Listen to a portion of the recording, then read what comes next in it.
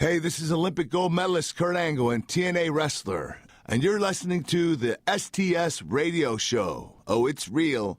It's damn real.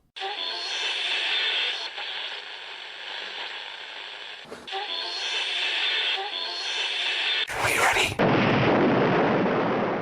Do I have everybody's attention now?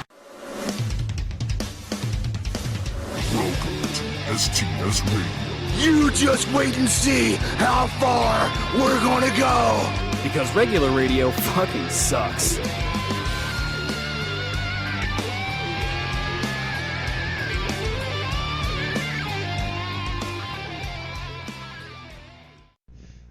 Alright, so we're here on STS Radio.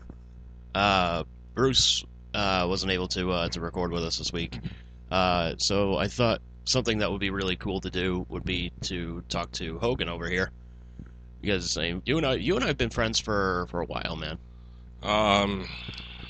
Yeah, it's probably close to like 10, 15 years. Yeah, something like that. Yeah, I've known Chris for about 15. Yeah, and God, I want to say I've known you, almost the same amount of time, because you met Chris at CCRI, right? Yeah, and then he did this crazy thing where every single time I met a set of his friends that he would call me Tiny Hogan and tell them that I was a legal midget when I'm 6'4". Yeah. It's like when I introduced you to friends of mine at the food trucks. I'm like, dude's the world's tallest midget. You're never going to believe this. They see you, they're like, what the fuck? Right? Oh my god. Too funny. Yeah, man. That's the thing. I forget how officially we had met. I know we met through Chris, but I'm not sure what we were doing. I know he was just like, hey, I'm gonna bring this guy along. His name's Hogan. You know, he's a cool dude. So I was like, all right, well, it could have been at a guarded park thing. It could have been one of the very first Turkey Fests. It could have been probably anything at that point, you know. Oh yeah. I met so many people so quickly. So it's like to know Chris is to know everybody in the state of Rhode Island. I'm not much different. Yeah. I am not much different when it comes to that, unfortunately. Yeah, I think between the both of you, I know everybody from, South Kingstown to Woonsocket. Woonsocket. Yeah. It's good, but it's bad at the same time. When you get people that come up to you at 3 o'clock in the morning when Bickford was still around. Yeah. I had somebody come up to me 2, 3 o'clock in the morning at Bickford's. I was hanging out with my buddies after the bar, and this kid came up to me. He's like, "Hey, what's going on, man? Blah blah blah." I'm like, "I'm gonna be rude, but who the fuck are you?" You don't. He's like, "Dude, we partied at this house with this kid 5 years ago." I looked at him like, seriously? I don't remember what the hell I had for breakfast yesterday morning, and you expect me to remember you from a party? Yeah, but that says something. I don't want to be rude, but I know it's 3 o'clock in the morning. Get the fuck out of my face. Just let me eat my bacon. Right? Let me eat my bacon, motherfucker. I got pancakes that are getting cold, bitch. Right? Pancakes, bacon, and coffee. Yeah, but that in a way that says something about you and something about that person. To that person, you made an impact enough that 5 years later, he fucking remembered you. And 5 years later, he did nothing, and, you forgot who the fuck he is. There was so many people like that at so many different parties because I was so fucked up at them all the time. So it was... I was one of those people where it was... let me try that out. I'll try anything at once. It's not going to kill me. Yeah. Hey, you want a shot of absinthe? Yeah. No, it was more like, here, you want to do some acid? You want to do this? You want to try that? Oh shit, huh? Oh yeah. First time ever doing acid was I took 3 hits. Jesus Christ, dude. Yeah. And I smoked weed on top of it. How did you not peel your skin off? Just going, man, this suit is chafing me.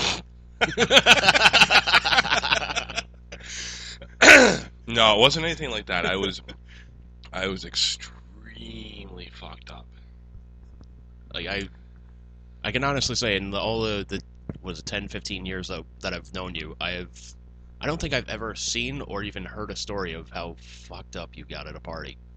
Oh. As long as I've known you, it's always been 6'4" Hogan fucking plow through shit. Hodor. Pretty much, but there were times where it was like, all right, I can keep my control for the most part, but almost like Hodor-ish, with more with more intelligence and more vocabulary. Hogan. Oh my goodness. Hogan. Hold the door, Hogan. Oh my god. No, I do remember a party though. My buddy Tom at his parents' house. They were gone for the week, and there were 2 massive parties at that place. And I believe it was the second one. Him and I decided to greet everybody that came to the door with a shot of Jägermeister. Good party hosting. There was a lot of people that showed up to that party. Okay.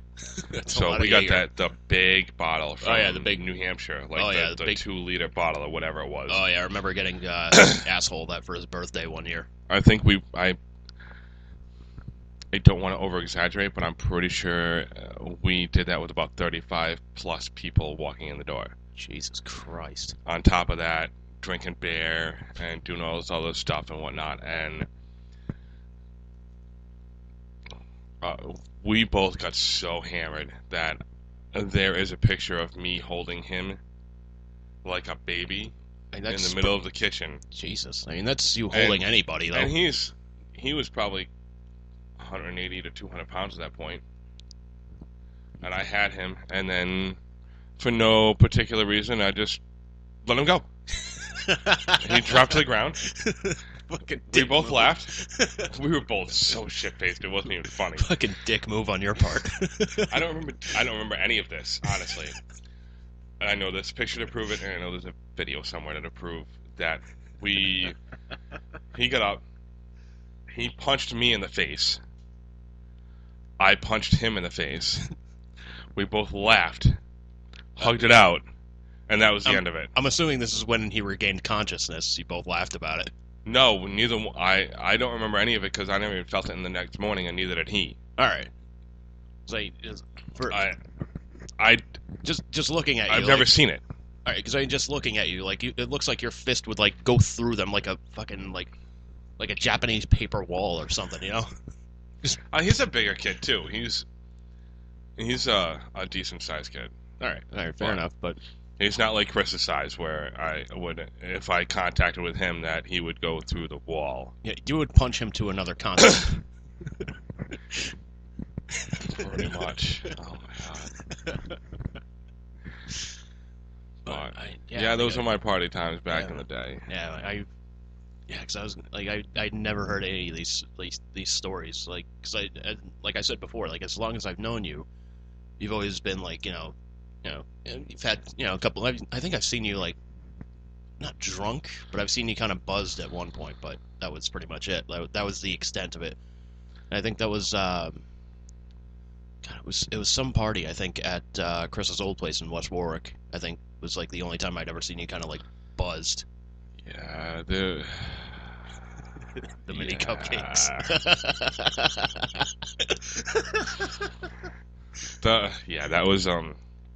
That was not being drunk. The cupcakes were not a drunk thing. No, it wasn't a drunk thing, but it was still hilarious. Yeah, I didn't find it very hilarious when I woke up and realized that I ate 40 mini cupcakes. Just going through them like a normal guy going through Tic Tacs. It's hilarious. It was. It was so bad. It was, but... They're coming back to haunt you.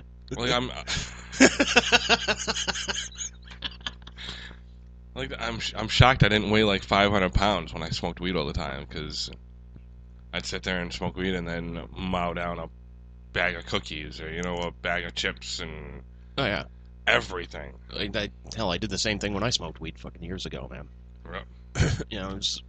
I remember the first time I ever did it. It was with Asshole and one of his friends. We come back to the house. Asshole hears me fucking laughing my ass off upstairs. He comes upstairs. He's like, "What the hell is so damn funny?" There I am, this gigantic glass filled with Coke, a gigantic bowl full of potato chips, and I'm watching pro wrestling and laughing my ass off. That's awesome. Yeah. I tell you, last time I ever did it, though, man, Super Bowl between Giants and Ravens. After I saw that halftime show, I was like, give me the fucking pipe. When was that? That must have been a long time ago. That was like 99, 2000. That was like 2000, 2001-ish. Oh, my God. Yeah. Jeez. Yeah. 'Cause I was never a big partier, you know? No, you never seemed to be a big partier at all. I don't know if I did it when I was a kid to fit in, or if I just did it because that's what I wanted to do. Yeah. You know. I think I just did it more or less just to be like, you know, let me try it, see what all the hype's about. But I mean, I was able to. My parents are so cool, so lenient and stuff like that. Like, I was able to sit at home at dinner time with my parents at 14, 15 years old, and wouldn't even ask, just walk to the fridge, grab a beer, and go have that with dinner. Yeah. Because what am I going to do? I'm not going to do anything. Yeah, you're not driving play anywhere. video games or something like that after that or something, you know? But yeah. I think that's why I didn't go psychotic with it when I turned 21. Yeah. It was because of that. Like, I knew what it was. It's not like I had never drank before in my life. And, oh, look, I'm 21. Okay, now I can officially have a drink at a bar. Yeah. Okay, cool. I'll have a couple of beers.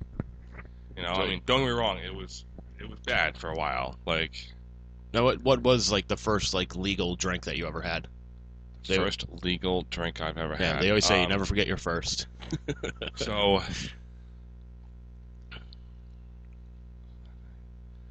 my first legal drink was at Foxwoods. All right, what was it?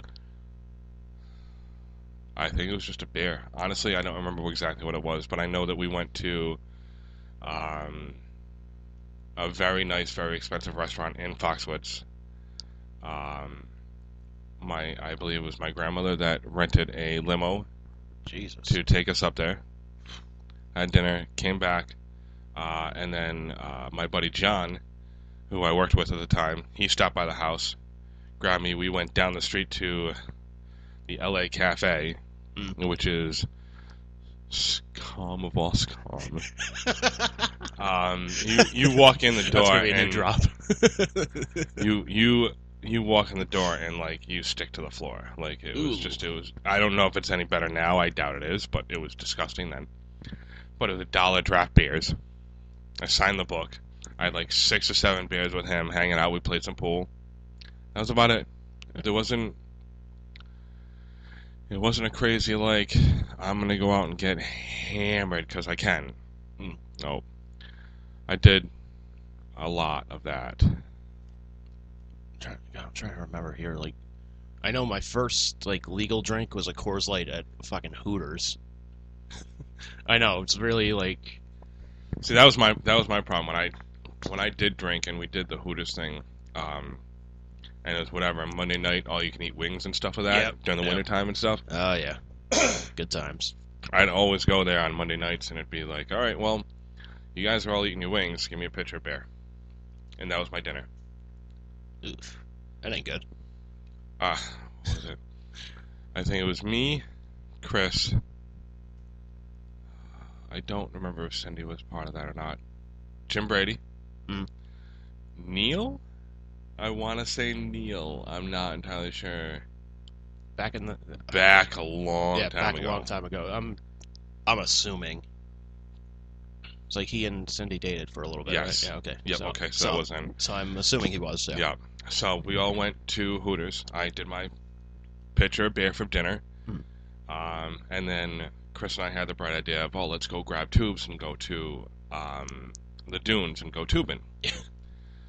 So that was when I was drinking Bud Diesels, full on Budweisers, no Bud Light, no nothing. It was just give me Budweiser. And I went to my house, still had the pickup. I grabbed 3 tubes, and I grabbed 6 beers. Cruised down to the dunes. Dunes was a 10-minute ride from my parents' house at the time. I smashed 2 beers on the way there. Brought the other 4 with me. We went up to the hill. I buried them in the snow. Popped one, went down the hill. Came back up, popped another one, went down the hill. By the time I was done with the beers, that was when I was done tubing. Yeah. Took my last ride down. Fucking waste.